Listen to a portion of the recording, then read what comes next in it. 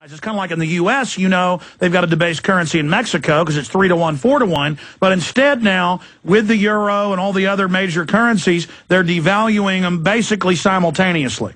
Yes, that's right to the point. Matter of fact, I mentioned Russia earlier, like the NBC of Russia, Studio One came here about 2 weeks ago with a camera person and a reporter. They're doing a big story on this.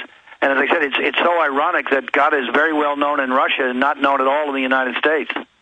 Well, Russia, if you actually, Anthony Sutton and others got the U.S. government documents on this, and of course he worked for the Senate, that the large central banks here and in England funded the communists, and when the Russians in the late 90s kicked out the oligarchs, it turned out they were all fronts for Western brokerage houses and banks, and Russia's got its own problems, but Russia is now in many cases more free market than we are. They pay people to have children, though. Our government wants a one-child policy.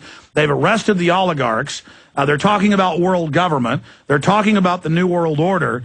And they're covering all these subjects because for the first time in close to 100 years, there appears to be a real fissure between Russia and the Anglo-American banking establishment. Well, I know that the Bank of England has been very responsible for the gold price suppression scheme, and right now it's a big deal, the gold subject, because Gordon Brown's running for re-election, and he sold half their gold right at the bottom of the market. And I've had this all laid out with his connection with Goldman Sachs. The bullion banks were in trouble back then. They needed supply, so he sold England's gold at the bottom. It's cost him billions and billions of dollars, and we're trying to make some hay with this one before the election over there in England. Absolutely. That's the type of thing they do. And, of course, you go back to 1933 when they made physical holding of gold illegal, and then they jacked up the price a few years ago. They doubled it after all our gold had basically been shipped to Europe. So they run these scams. Other points that are important for people to be made aware of, looking into your crystal ball and talking to people in the markets, I don't want you to make a prediction, but if you had to dead reckon, how do you see this unfolding? Probably like every other scandal, whether it's Revco, a brokerage house, or Enron, or Madoff, it blows up. And then all of a sudden everyone's running around saying, how could this have happened? And everybody, you know, people delve into the facts of the story, and that's how it's exposed, unfortunately. And it's likely to be the way it's going to happen here, where silver and gold just absolutely explodes. There's some defaults in the marketplace. People can't deliver on their promises to deliver, you know, the physical bullion to people, and it'll be a huge, huge commotion. That's how I think it's going to play out. What's the time frame? Next 2-3 years? Yeah, you know, it's so tough about the time frame. You know, I mean, it could happen in 2 weeks or 2 years. It's just one of these things. Had we not had the financial scandal, Madoff would still be trucking right along. And a lot of this is up to the listeners of this show. We have several million listeners. If they get the censored video of you and others out to people, if they get the censored documents out, if they put pressure, I mean, that's why Obama politically now is going after, with the SEC, Goldman, with, you know, a $5 million fine, slap on the wrist, an investigation, maybe some underling will go on probation. They're having to at least do that because it's political suicide if they don't. We need to force this out all the way into the open, because even though this is a whitewash investigation, it's now opening up more lawsuits. It's now legitimizing those of us that have exposed the corruption of the main pilots of this banking cartel, Goldman Sachs. That's right. The irony is that right now the two honchos are HSBC and JPMorgan Chase. Well, Goldman Sachs was the ringleader in this thing for, I don't know, 6, 7, 8, 9 years.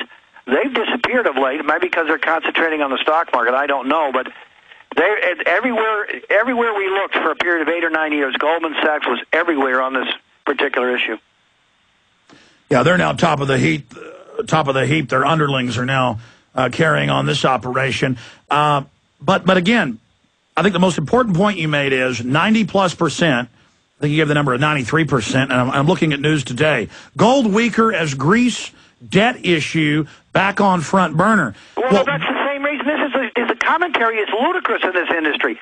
Last week, gold's up because of the Greek problems. Then it's down. It's these people hit the market, and then the reporters just talk about anything. You could have gold could be up $50 on the Greek debt problems. Well, that's what I was about to say. Just as a layman, here, but I've done a lot of research. Having major currency crises that even in the words of Merkel and the words of Soros could bring down the euro. This could bring down the euro, and by every barometer, that should shoot gold straight up. And there's all these headlines about gold down $5 or $4.50. Let me give you the exact number, folks. Gold's down $4.70 right now. And the media is saying because currencies are in trouble? It's ludicrous. This is what happens. Over the years, and we've seen this, any followers, I know there's a bunch of people listening on your show, the worse the situation or the better it is for gold or the more reasons for people to go to gold, that's when the gold cartel attacks the price because they want to diffuse the barometer, tone down the thermometer. They do it all the time. It's just, again, it's ridiculous for people to say gold's going down because of the crisis. It's nuts. No, it is nuts. But again, they know people are looking at a month-to-month or week-to-week graph. You look at the year graph, you look at the 2-year, the 3-year, the 4-year, the 5, gold's going straight up. And if it continues like this, another 10 years, we'll be looking at $2,000 ounce. We're looking at $2,000 probably in another year, not 10 years. Well, absolutely. But, I mean, even in a suppressed market, even if they continue this scam, in 10 years it would double again. That's a great investment. Yeah, of course. What's happening is they're running out of available central bank gold. People think that the gold industry says there's 30,000 tons of gold in central bank vaults. Well, according to the work of our guys, which are pretty top shelf guys, there's less than 15,000 tons. And European central banks were selling 400 to 500 tons of gold a year. The past 3 or 4 months, they haven't sold an ounce.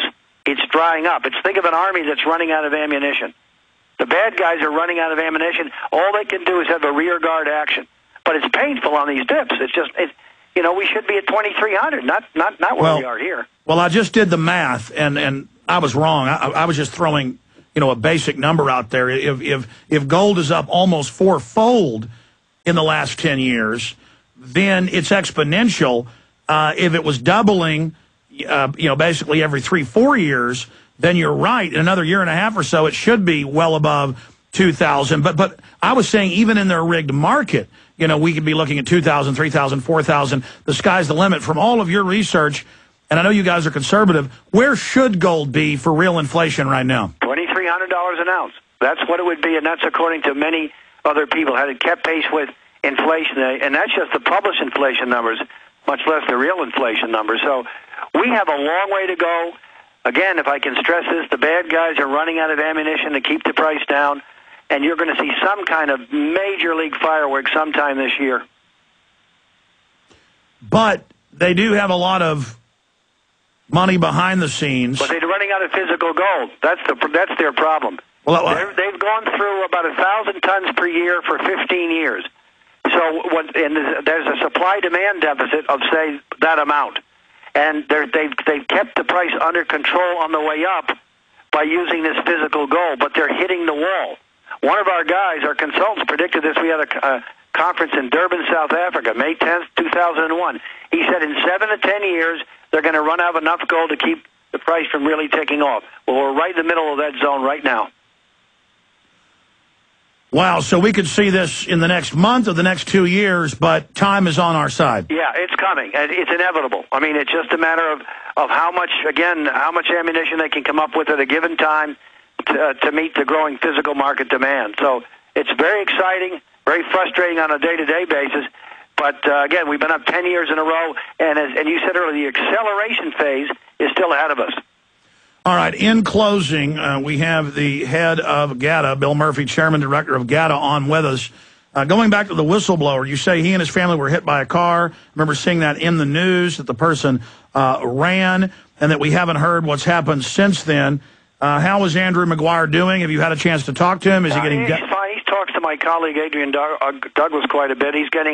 There's a bunch of interviews, people are talking to him over there, and I think he's going further with... the legal counsel, the CFTC. So there's stuff going on behind the scenes, and it's a process. These investigations do take a long time, unfortunately. Well, let me do this with you. Let me put you on hold and have my producer talk to you. I would like to get you or your other colleague on with Mr. McGuire for a full hour sometime next week. I think people need to hear directly from the whistleblower who saw these JPMorgan Chase people rubbing their hands together in glee. Do you think that's doable, Mr. Murphy? That'd be fine with me. I have to go to Miami to meet somebody at the Financial Times next week, but I'd love to do it. I just have to see what Andrew's schedule is. Okay, and you also talked about your other colleague that's working with him. Douglas. He's an oil consultant, but if he's free, I'm sure he'd love to do it. Sure. I mean, just the more the merrier, getting your different perspectives here. I want to thank you for your tireless 11-year effort. It's certainly bearing fruit. I mean, there you were, 260-something bucks an ounce back when you started, and it's 1,145 today. And so we're having a great victory. I'm going to put you on hold, sir, and try to iron some of those basics out right now about getting the whistleblower on the show at your convenience, Andrew McGuire. Perhaps we can get his contact info from you. Thank you so much for joining us, sir. Anytime, Alex.